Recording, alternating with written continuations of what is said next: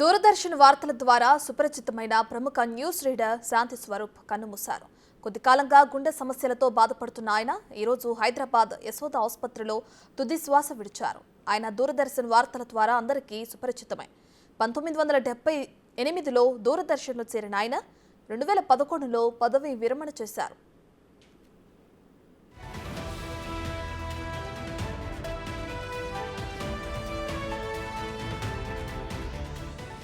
మరోవైపు news reader శాంతి స్వరూప్ మృతికి TDP జాతీయ ప్రధాన కార్యదర్శి లోకేష్ సంతాపం తెలిపారు. శాంతి స్వరూప్ కన్నీటి నివాళులు అర్పిస్తూ వారి ఆత్మకు శాంతి కలగాలని ప్రార్థిస్తున్నానంటూ ట్వీట్ చేశారు.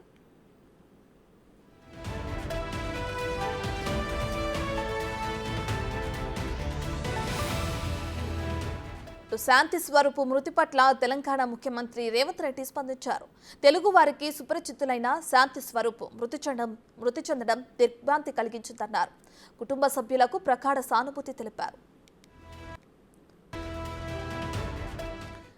దూరదర్శన్ వార్తల ద్వారా సుపరిచితమైన ప్రముఖ న్యూస్ రీడర్ శాంతి స్వరూప్ కన్నుమూశారు. అయితే దీనికి సంబంధించి మరింత సమాచారాన్ని మా ఇన్పుట్ ఎడిటర్ పవన్ అందిస్తారు. పవన్, ఇప్పటికే ఆయన గుండె సమస్యలతో బాధపడుతున్నట్లు తెలుస్తుంది. ఆయన ఏ సమయంలో మృతి చెందడం జరిగింది? తెలుగు భాషలో మొదటి స్వరూప్ అనారోగ్య కారణాలతో ఆయన మృతి చెందారు. మలక్పేటలోని ఒక కార్పొరేట్ ఆసుపత్రి ఆయన ఆ చికిత్స కోసం ఆసుపత్రిలో చేరారు. హార్ట్ అటాక్ రావడంతో ఆయనను కుటుంబ సభ్యులు ఆసుపత్రిలో చేర్చారు. ఈ రోజు తెల్లవారుజామున ఆయన కన్నుమూసినట్లుగా వైద్యులు ప్రకటించారు.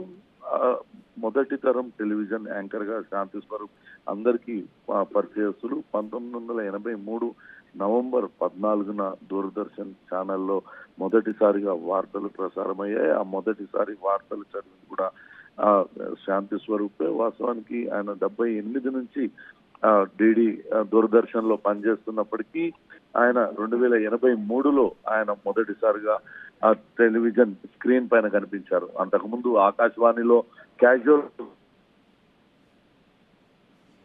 ఉద్యోగం చేసేవాళ్ళు.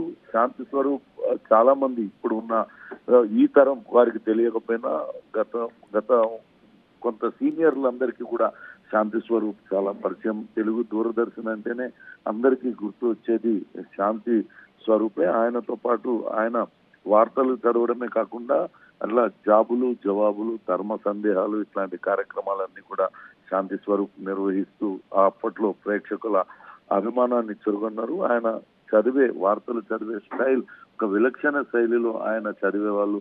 విషాద వార్తలు చదువుతున్నప్పుడు కొంత భారంగా, అలానే సంతోషకరమైన వార్తలు చదివేటప్పుడు ఆయన మాడ్యులేషన్ కు అనేక మంది ఇప్పటికీ కూడా శాంతి స్వరూప్ వార్తలను ఆసక్తిగా ఆ రోజుల్లో చూసేవాళ్ళు. ఆయన మృతితో ఇప్పుడు నేతలందరూ కూడా సంతాపం ప్రకటిస్తూ ఉన్నారు. ముఖ్యమంత్రి రేవంత్ రెడ్డి తొలితరం వ్యాఖ్యాత, టెలివిజన్ వ్యాఖ్యాత, ఆయన మృతి తీరని లోటంటూ ముఖ్యమంత్రి రేవంత్ రెడ్డి వ్యాఖ్యానించారు. ఆయన పోవడం నిజంగా కూడా అటు టెలివిజన్ రంగానికి కొంత నష్టం అంటూ కూడా చెప్పారు. గత కొద్ది రోజులుగా 2011లో ఆయన రిటైర్ అయ్యారు. రిటైర్ అయిన తర్వాత ఆయన ఇంటికే పరిమితం అయిపోయారు.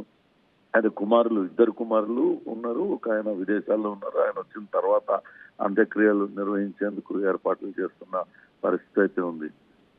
Right, thank you Pawan.